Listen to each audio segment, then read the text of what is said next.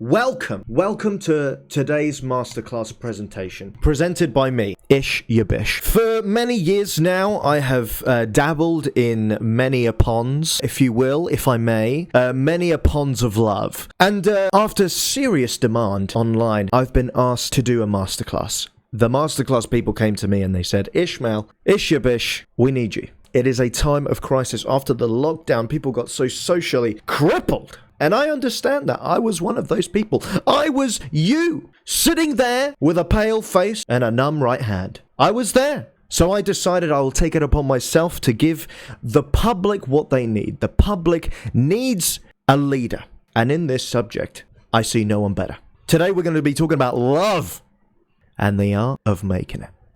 A presentation by me. How do I go forward?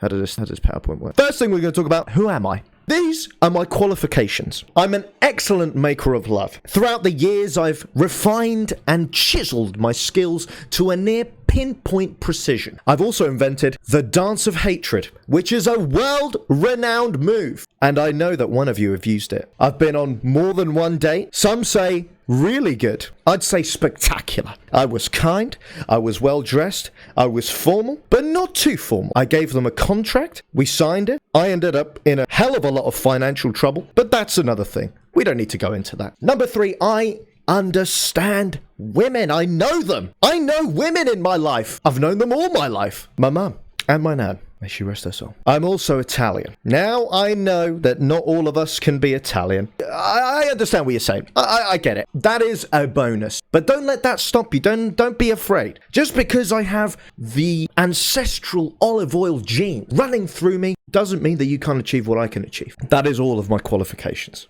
Thank you very much. Thank you. But hold your applause, please. Hold your applause, people, because there is more. We are just about to get into the nitty-gritty. So now we're going to start with arranging a date.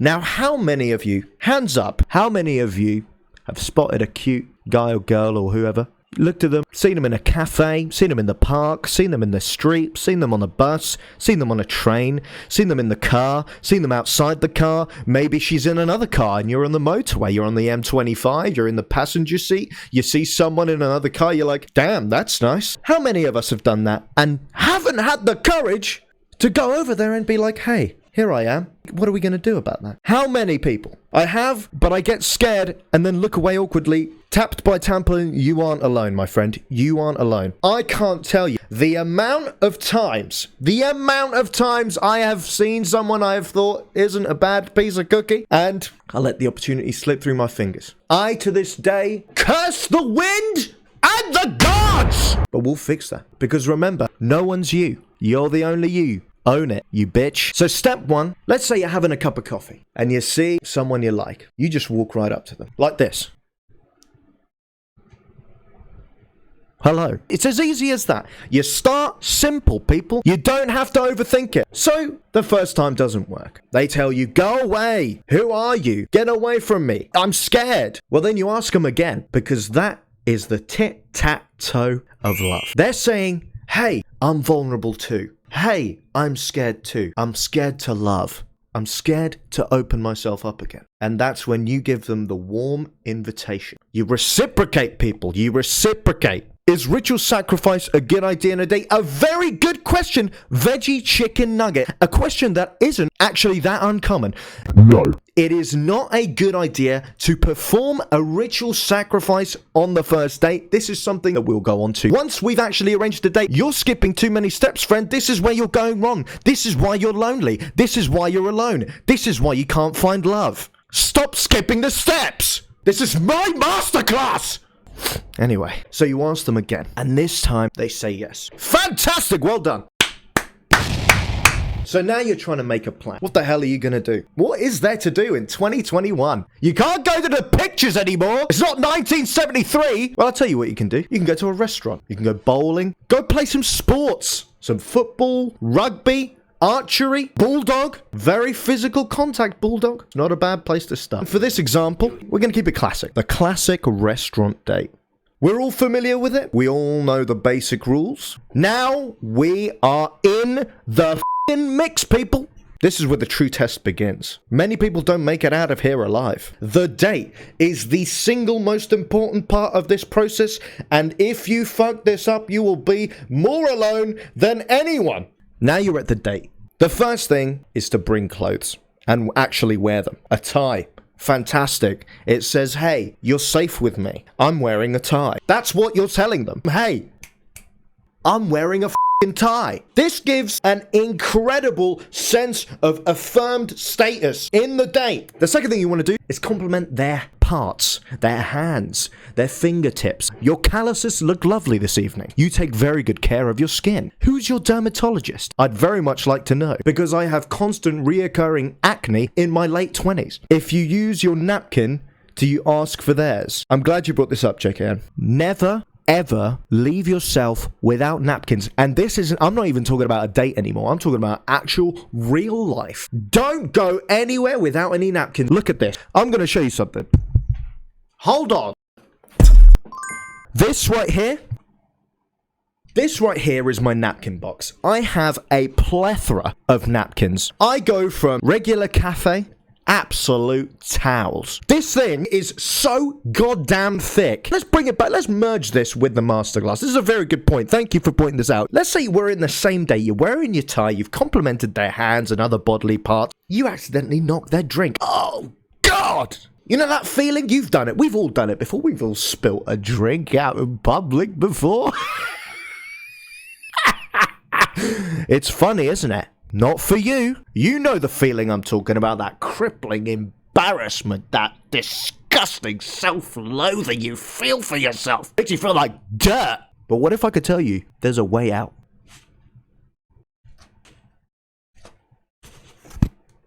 You spill a drink and you whack one of these out, you slam it on the table. It's like it never happened. It's like it never happened. And she'll think you're even cooler than you were. They will think you're the shit. They won't ever leave. Now, let's get down to the food. I have a general rule. Now, many people think spag bowls and spaghetti is a messy food, but that's because they're idiots. As an Italian man, I can tell you that spaghetti doesn't have to be as complicated as people make it out to be. You're just eating it like an idiot. You're eating it like a child. Thank you very much. Tap by Template. Thank you so much.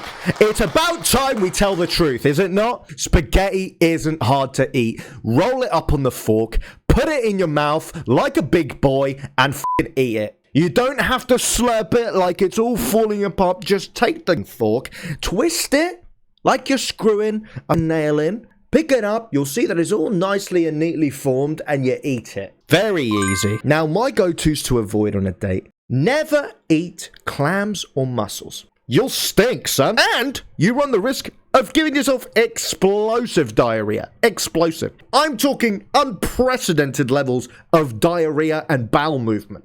You will be in the toilet for the entire rest of the day. You will make her think that your colon is made out of fucking papier-mâché. You'll look like a fool. You want a colon that doesn't quit. So now you're in the date, you're talking, you're so funny. I'm actually an engineer. You know, this is the kind of thing you'll be experiencing back and forth, just general conversation, very light work. But now you want to get to the good shit. Let's say it with me. Now it's time to cut to the core. You want to talk to them about what they want to do. Let's hear it all together. You want to talk about their life, ambitions, and goals. What does that mean? What's a life ambition? I have no life ambition. I don't have any goals. Neither do I. But it's something that we all tell ourselves to not fade into a hole of depression and self-loathing. I want to be a civil servant. Great. Oh, I want to be a salesman. Oh, great. I want to be a chicken nugget. Who cares? But it's stuff that you want to talk about on the date, so you will seem like you are interested in the other person's life. Under no circumstances do we talk about the incident. So now we're done with the date, and let's say that things have gone very well. Congratulations. You're killing it. Excuse me. This was, sorry. Okay. Well done! You're now about to make love. Now, people, let's go in with an open mind and not judge. They say, why don't you come on up? Why don't you come on up? So you do. So the first thing I want to talk about is music. It's no secret that music is a major player in the bedroom And here are some of my personal favorites. Wouldn't It Be Nice by the Beach Boys? A classic. A really cheery, wonderful arrangement of harmony, melody, fast, upbeat rhythm. Just to make it... Crawling in My Skin by Linkin Park. All Star by Smash Mouth, another absolute classic. And my final bit of advice for music is My Fears Have Become Phobias by As Blood Runs Black, a beautiful, soulful song that really cuts to the core and really gets emotional. The singer of As Blood Runs Black really pours his heart out as if it were a river of spewing blood, endlessly trickling out of his chest and onto his lover. But like I said, this is a wide variety. You know, we're talking about making love. Making love. Love has no spectrum, has no bounds, has no boundaries. Love has no limits. This section I quite like. It's a little bit experimental, it's a little bit different, but I think it's very important. This one's called Leave a Little Room for Pudding. You may have just eaten a delicious dinner, but the fun doesn't stop there. Eating and feeding each other has been a staple of love and connection in the bedroom since the time of Henry VIII.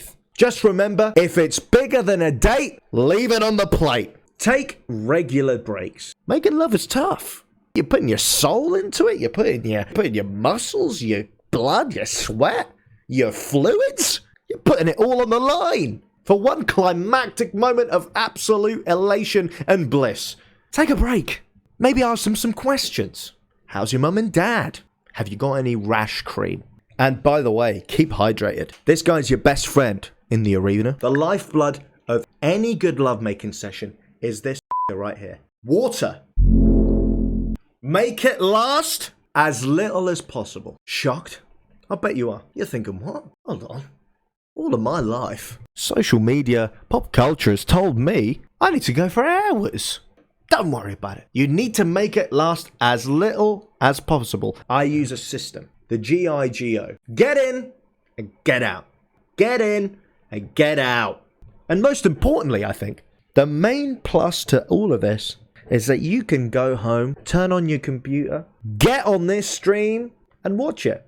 That's what I want you to remember more than anything else. Every Monday, Wednesday and Friday, I'm here, 8 p.m. So here we go. The end of what has been probably an enthralling experience for all of you. Thank you very much, everyone. This has been the masterclass on love and how to make love. Thank you very much. Thank you. Thank you. Now we're back in the real world. I'm taking this off. It's hot.